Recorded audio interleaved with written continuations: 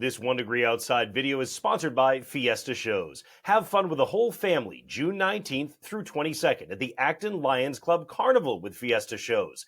It's rides, games, fried dough, the works, and every ticket supports local scholarships and programs. Skip the ticket line and save with promo code 1degree at fiesta.onedegreeoutside.com. Good morning, friends. Danielle Noyes here for the 1 Degree Outside Weather Network with your Tuesday Noyes Notes, tracking downpours and thunder sweeping through today from west to east with a cold front, localized flooding results. Tomorrow is going to be an incredible day, in my opinion. Sunshine, warmth, humidity in check, nice breeze.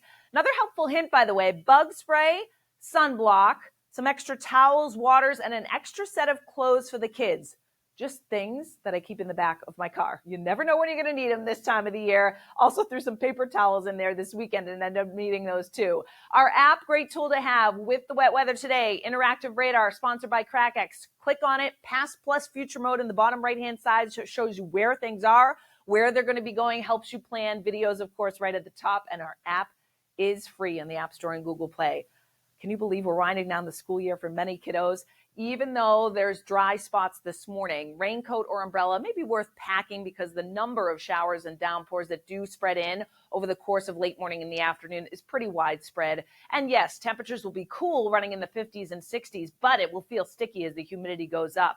Through the afternoon, embedded downpours and yes, some rumbles in there. I'm not anticipating widespread severe weather or widespread flooding, but the ground is saturated in spots. So some poor drainage, flooding, think low-lying areas, urban centers, things like that. Take it slow with puddles out there too. The heaviest rain shifting offshore through the early evening, but one more little gasp of a few showers or downpours may sweep through from 6 to 10 p.m., weakening as it comes east, clearing coming in after that, though some patchy fog develops and temperatures will gradually cool off. So Fenway forecast for tonight, still some showers around towards the start of the game, mainly cloudy towards the end of the game with temperatures running in the 60s. And then we drop into the 50s through the overnight tonight with that humidity dropping as well, lower 60s on Cape Cod. You can get more exclusive content with our memberships. Want to know what it's all about? Just head on over to membership.onedegreeoutside.com. We'll see you with more weather and an updated insights later on this morning.